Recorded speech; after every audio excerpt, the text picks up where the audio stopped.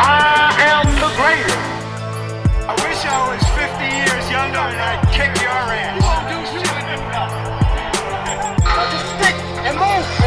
Waking you up and saying, now stick and move. Keep your hands up. Welcome to the Stick and Move podcast. I am your host, Trey, and today I'm going to build the perfect boxer. Now, usually when I do these building the perfect boxer, it's like 2 or 3 or 4 categories. I have multiple ones, and I got rules too. So I'm going to start from the bottom all the way up, and my categories are going to be from best feet to best body, best jab, best uppercut, best hook, best defense, best endurance, best chin, best IQ, best stare down, greatest heart, and to have a little bit of fun, best trash talker. Um, and here's the rules: I can only use I cannot use the boxer more than once.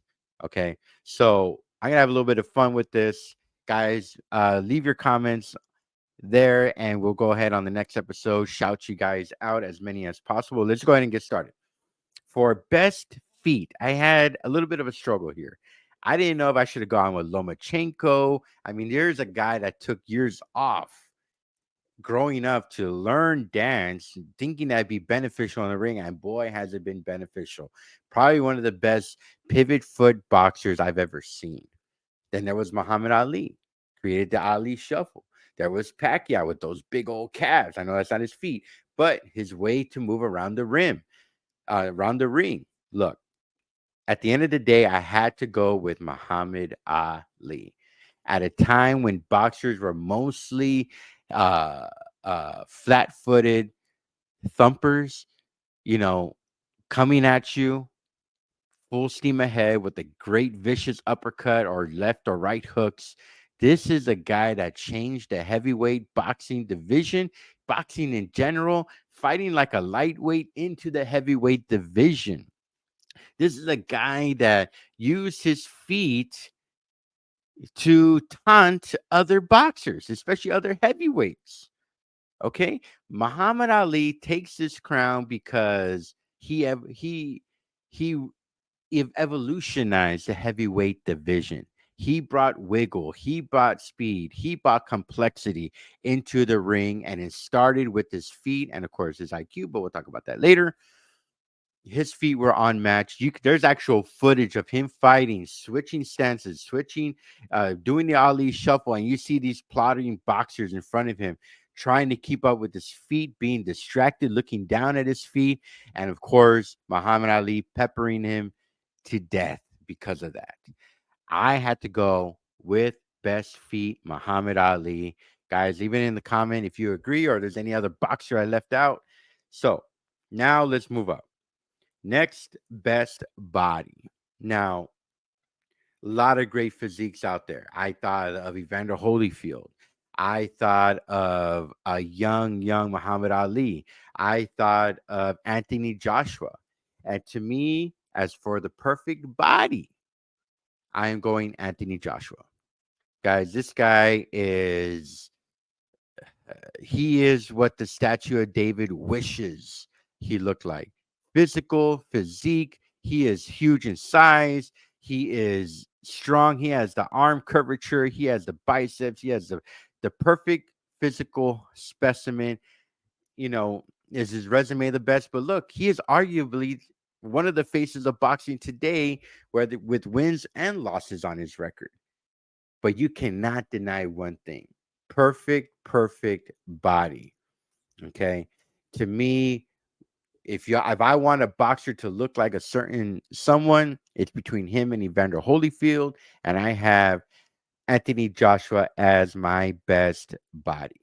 Okay, so once again, tell me what you guys think. Am I crazy? Is there more than goes to the eye? Then is there more to it than just having a perfect body? Of course, but for me, that guy has the perfect physique. That if your boxer has that physique, then with all the other skills that I'm about to lay down, then that is a boxer you do not want to mess with. Okay, so best jab. I thought about Larry Holmes' left jab, the creator of the jab, Joe Gans. For all those guys that love those old school boxers, I'm a huge fan. I teach history, so I'm a historian by nature.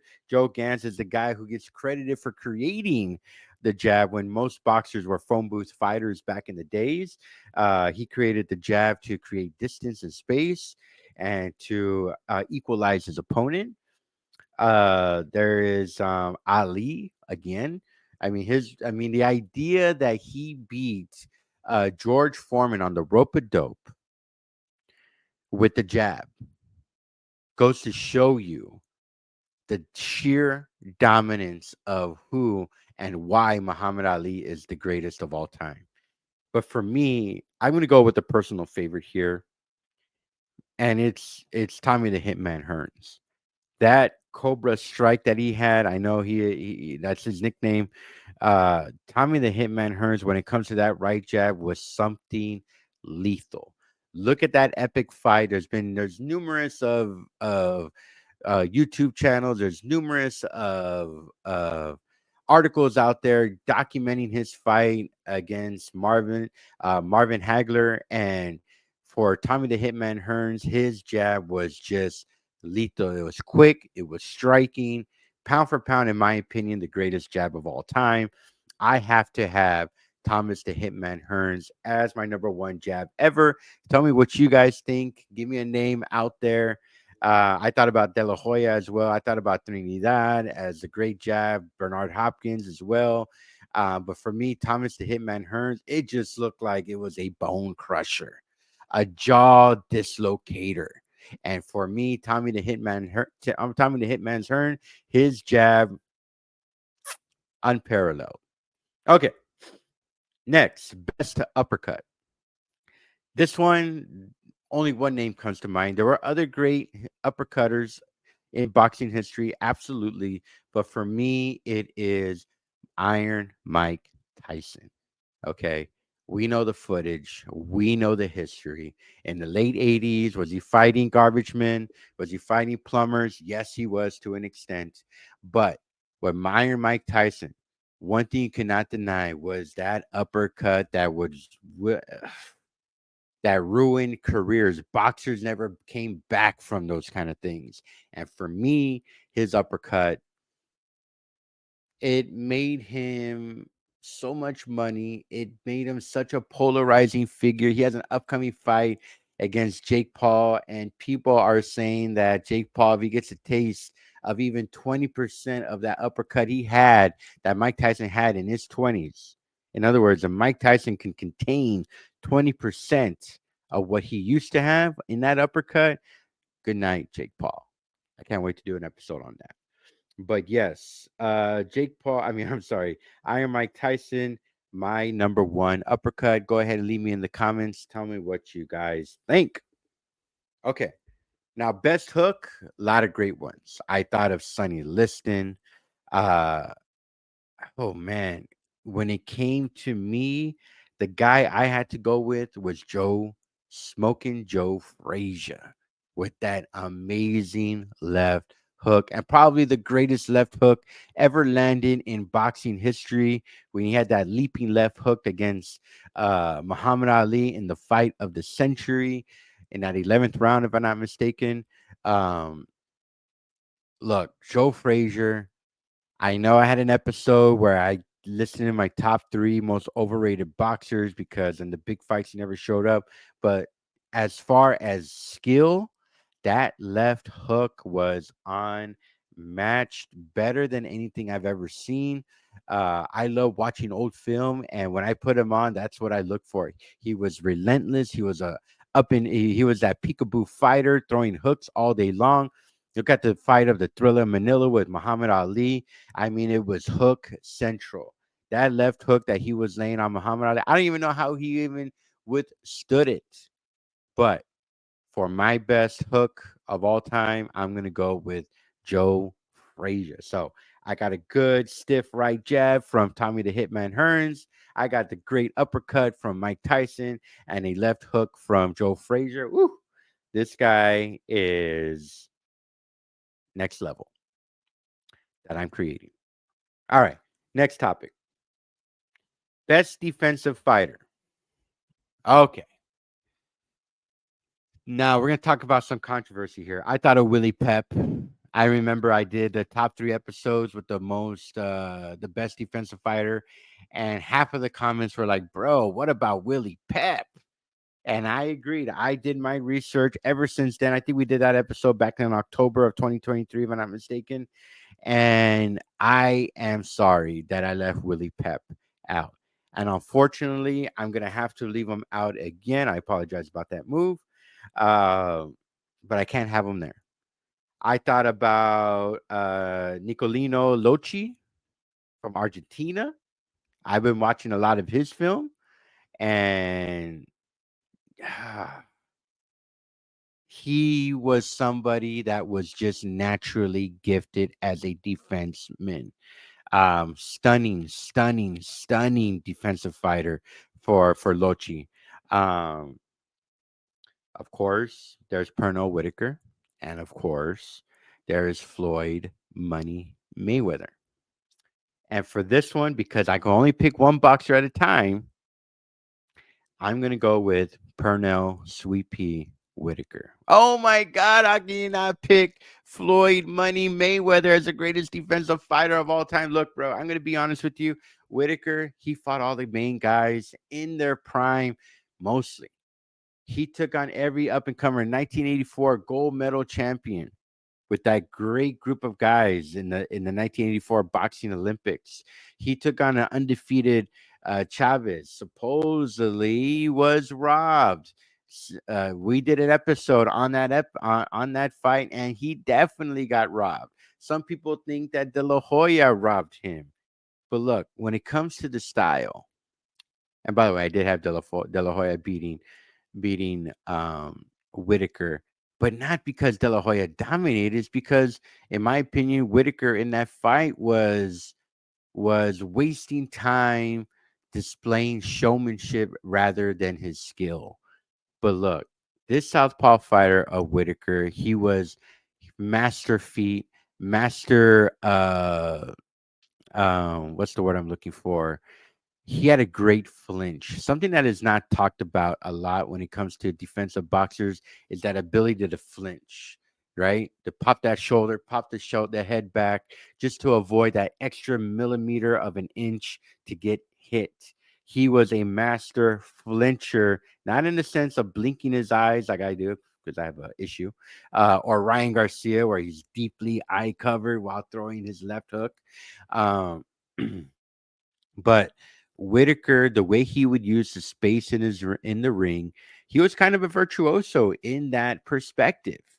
And I love how the way he used the ring for defense. He knew how to roll with the punches, and he was a great dominating fighter. I mean, in everybody's top 3, top 5 Mount Rushmore of greatest defensive boxers of all time. So that's why I have him, my greatest defensive boxers. Go ahead, tell me in the comments. I know 99 out of 100 you guys are going to disagree with me and have Mayweather there. Now, best chin. Everybody knows I'm a huge Canelo fan. I have him right here on my back, right? I grew up watching him. I'm from the border, South Texas border, and I've been hearing about Canelo way before he even made any kind of television debut. I have a relationship with him, not personally, but even then, I could not go with him for best chin. And I've been thinking about this for a while, for weeks, if not months, pretty much since I started this podcast. I'm going to go George Chavallo. This is a guy in the heavyweight division, fought all the monsters, fought Foreman, fought Ali, fought all the big guys in that division. And he never went down. I thought about Jake LaMotta, never went down as well. I think the only fight Jake LaMotta ever went down on was his last fight. I think that was like his 108th or ninth fight of all time. But George Chavallo, to be in the heavyweight division when the heavyweights were kings of all sports. Remember, NBA in the 70s sucked. It was a horrible game. Nobody was watching. Games were on tape delay. The NFL was coming up a little bit. Baseball and boxing were king in the 70s. Where baseball had the big red machine with Johnny Bench and the Yankees always being there with Reggie Jackson and the Oakland A's. But boxing, that was the sport, along with horse racing too. But boxing with Ali, with Frazier, with Foreman, with Cleveland, who else am I missing? Ken Norton. This guy fought them all and never went down. Did he have the best record? No. But man, to never go down once against any of these guys, these heavy hitters in any heavyweight division. Look, we just talked about Tyson Fury on the last episode against Usyk. He went down against the ropes. He's gone down 7 or 8 times in his career. To me, that's normal when it comes to heavyweight. You get slugged by a guy that weighs from 200 to 250, 60 pounds. That's gonna hurt. That's gonna knock down anybody. Okay. And the fact that this guy, in an era where the gloves were this heavy leather that when they got soaked with sweat was getting hit like getting hit with concrete. I have to put George Chavallo, my greatest chin. All respect to Canelo, but maybe I have Canelo for another category. All right, next, best IQ. I'm going Floyd Mayweather. And listen, in and out of the ring, I'm going to go Floyd Mayweather. I've had my relationship with him. I'll be the first one to admit I used to watch him just so he can lose. But Floyd Mayweather, in my opinion, his generalship in and out of the ring was unique in style, unique in presentation, unique in flow. And when he was in that ring, the way he used his ring for defense, I know a lot of people were saying, oh, he was a runner. And to an extent, you are right. But he made defensive boxing cool. He figured out the remedy to the Mexican style. Guys, when it came to the shoulder roll, people hated it. And what was the antidote to the shoulder roll? Going to the body. Going to the body. In the 70s and 80s and 90s, Mexican boxers had success against that style. Why? Because it's a relentless pursuit of head hunting and exposure to body banging. And the Philly shell, the shoulder roll, the parry jabbing was not as effective until Floyd Mayweather perfected it. I just talked about his ability to flinch. He was probably the greatest flinch boxer of all time. I'm not talking about flinch as in blinking, but flinch as in body reaction when it comes to counter punching. He knew when to counter. He had great foot movement. He had it all. And if you can, in my opinion, the IQ is what separated him. Now, I know a lot of people are going to say Jack Dempsey, or a lot of people are going to say Muhammad Ali, or a lot of people are going to say Sugar Ray Leonard or Marvin Hagler, and they are all fantastic. But for Floyd Money Mayweather, even if you want to say the outside part where he calculated his fights, prolonging his fight against Pacquiao, that goes. That's it. You know, inside the ring, he used the ring for defense. He knew how to create space. He perfected the counter punching. He had a underrated chin. I mean, this is a guy who used so much intellect in the ring that when it came to his opposition or even the people that hated him, we only saw him get hit clean 5 times. And is that skill? Yes, but also mental IQ. And Floyd Mayweather, in my opinion, his IQ was better than his defense, which is why I give him this nod. All right. So let's go to the fun part. Best stare down.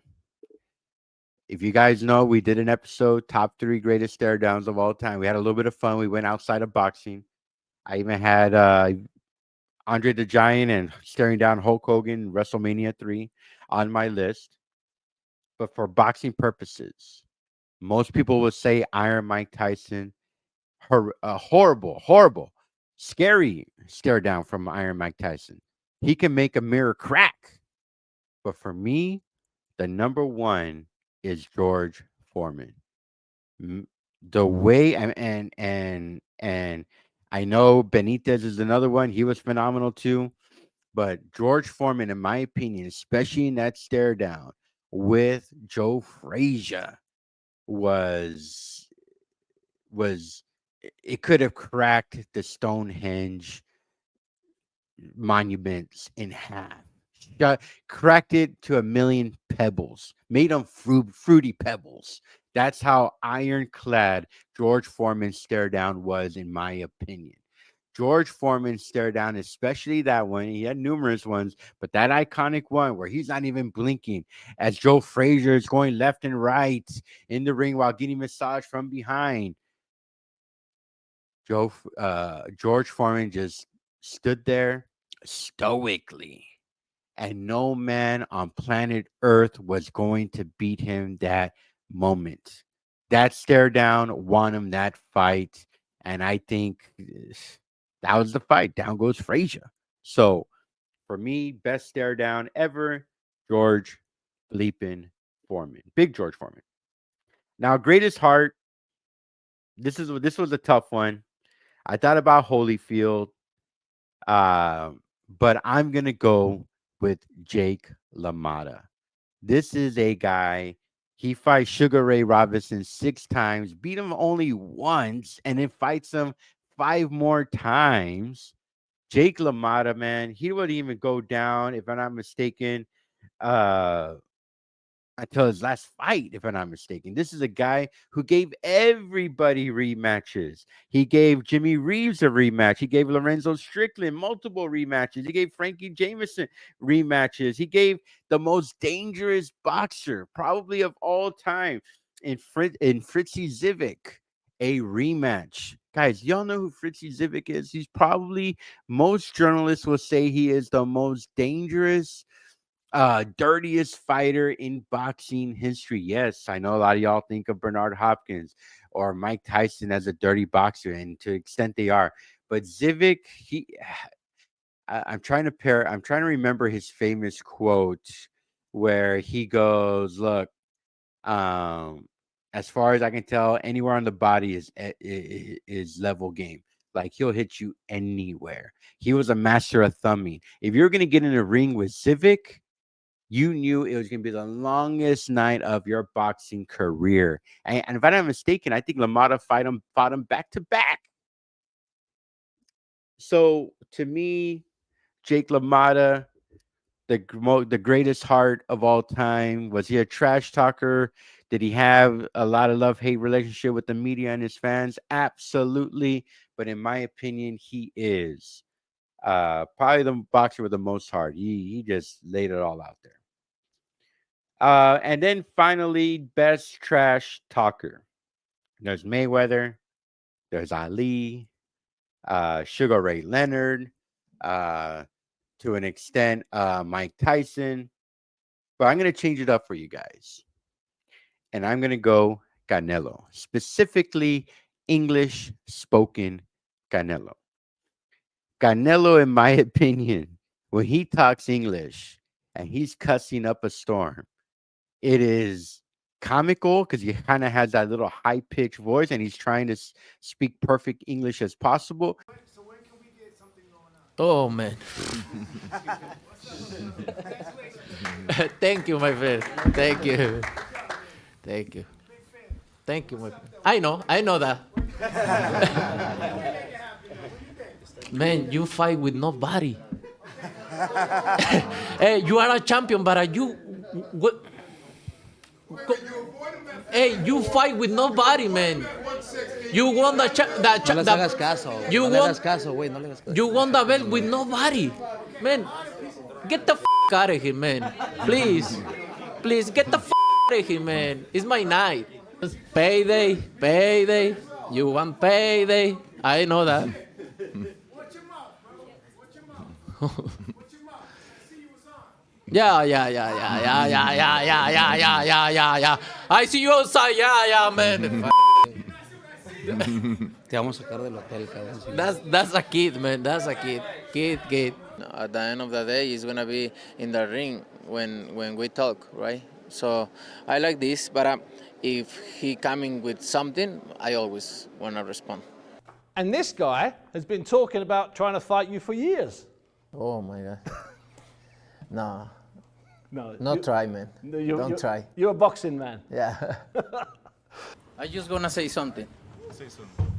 You're not on my level, and you will see. I'm gonna find November out. 6th. You gonna find out. You're not gonna find out.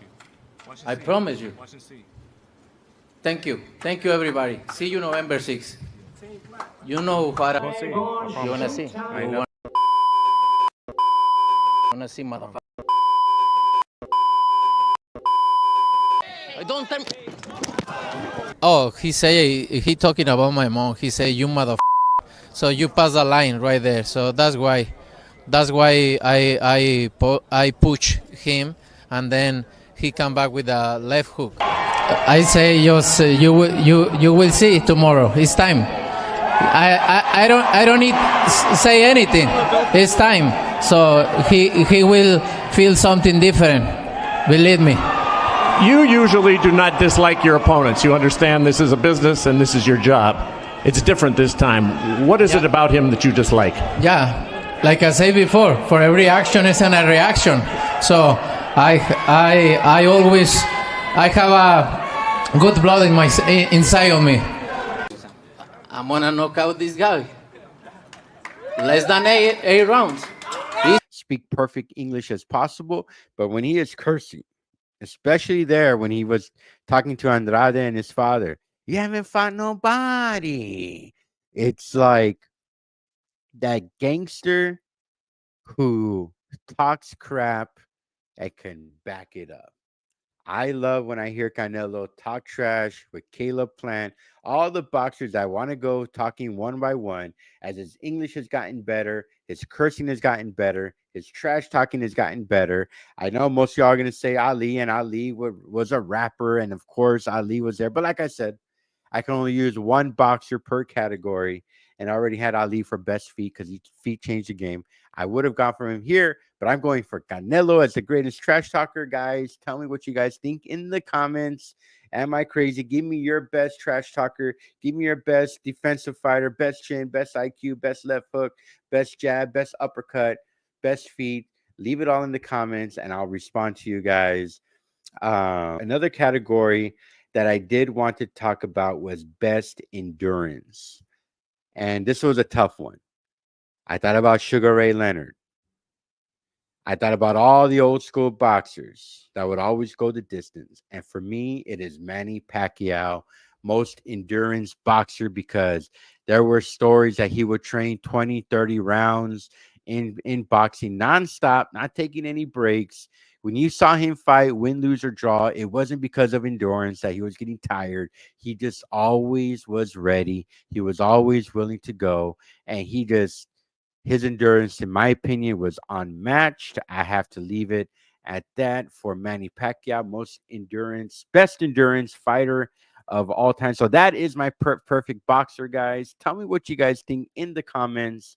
Do you love it? Do you hate it? Give me your suggestions, and we'll bring it up on an upcoming episode. And we're going to go ahead and leave it at that, guys. Until next week, go ahead and like and subscribe. We're trying to get to 1,000. I'm trying to get to 1,000 subscribers. Hopefully Sam can come back in on a future episode and we can get his input. But if not, I'm going to need y'all's help. So give me your suggestions in the comments. And as I always like to say, don't forget to stick and move, baby.